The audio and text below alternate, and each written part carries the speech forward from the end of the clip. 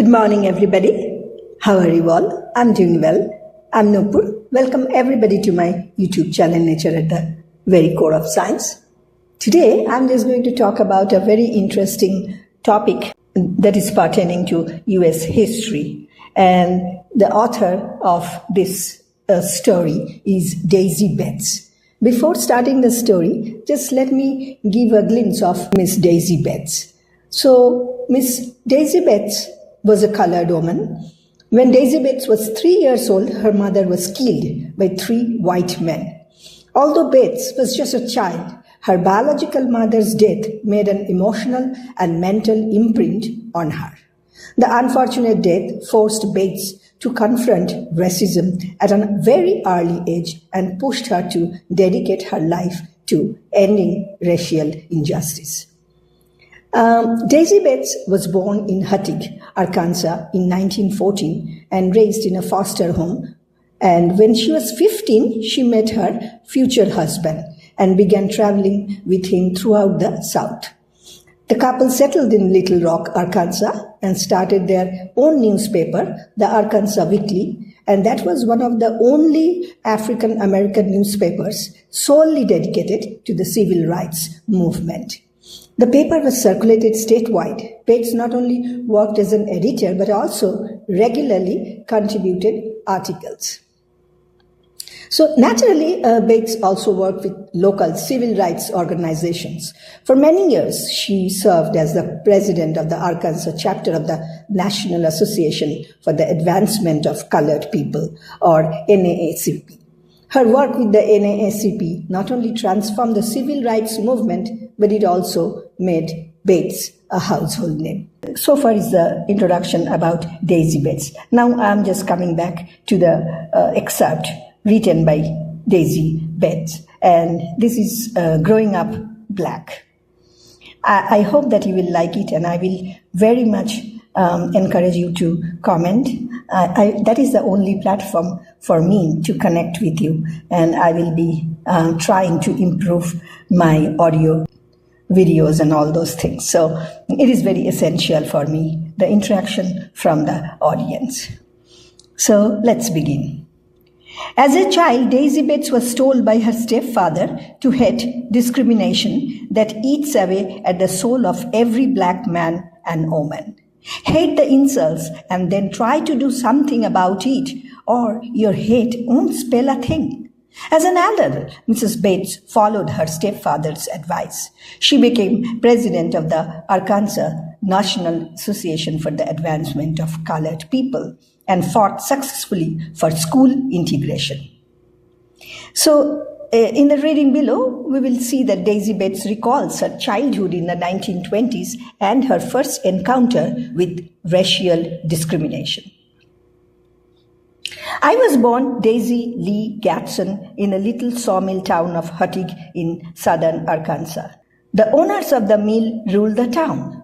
Huttig might have been called a sawmill plantation, for everyone worked for the mill, lived in houses owned by the mill, and traded at the general store run by the mill.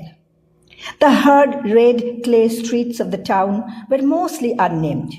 Main Street, the widest and longest street in town, and the muddiest after a rain, was the site of our business square. It consisted of 4 one-story buildings, which housed a commissary and meat market, a post office, an ice cream parlor, and a movie house.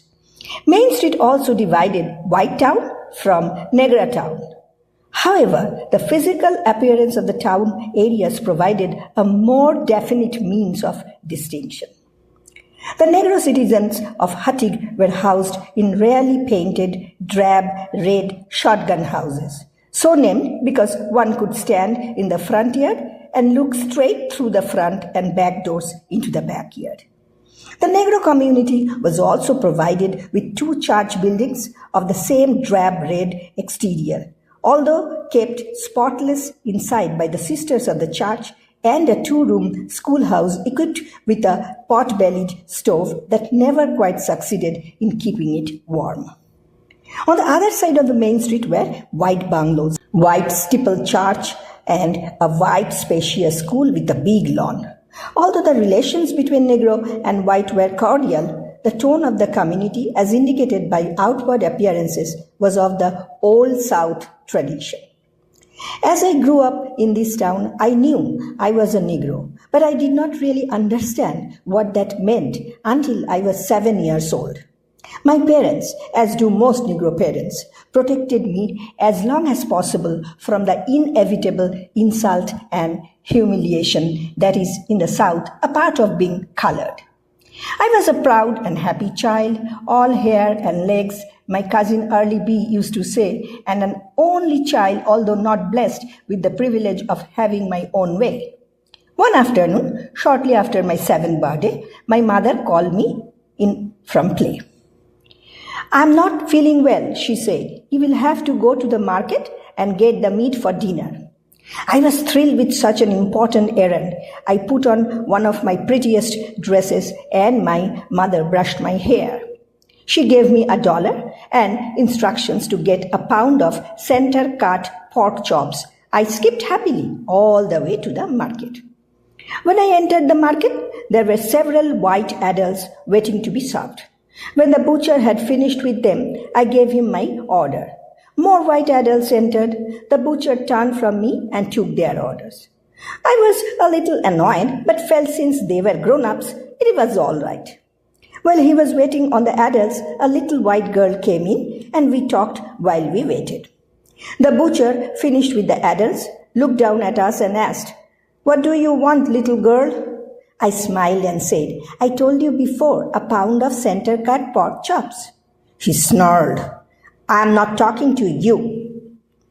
And again asked the white girl what she wanted. She also wanted a pound of center-cut pork chops. "Please, may I have my meat?" I said as the little girl left. The butcher took my dollar from the counter, reached into the showcase, got a handful of fat chops and wrapped them up. Thrusting the package at me, he said, "Niggers have to wait till I wait on the white people.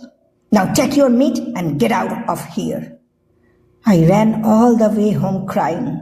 When I reached the house, my mother asked what had happened. I started pulling her toward the door, telling her what the butcher had said. I opened the meat and showed it to her. "It's fat, Mother. Let's take it back." Oh Lord, I knew I should not have sent her. "Stop crying now. The meat isn't so bad." "But it is. Why can't we take it back?" "Go out on the porch and wait for Daddy." As she turned from me, her eyes were filling with tears. When I saw Daddy approaching, I ran to him crying. He lifted me in his arms and smiled. "Now what's wrong?" When I told him, his smile faded. "And if we don't hurry, the market will be closed," I finished. "We will talk about it after dinner, sweetheart." I could feel his muscles tighten as he carried me into the house. Dinner was distressingly silent. Afterward, my parents went into the bedroom and talked. My mother came out and told me my father wanted to see me. I ran into the bedroom. Daddy sat there, looking at me for a long time. Several times he tried to speak, but the words just wouldn't come. I stood there, looking at him and wondering why he was acting so strangely. Finally, he stood up, and the words began tumbling from him. Much of what he said, I did not understand. To my 7-year-old mind, he explained as best he could that a Negro had no rights that a white man respected. He dropped to his knees in front of me, placed his hands on my shoulders, and began shaking me and shouting, "Can't you understand what I have been saying?" he demanded. "There's nothing I can do. If I went down to the market, I would only cause trouble for my family."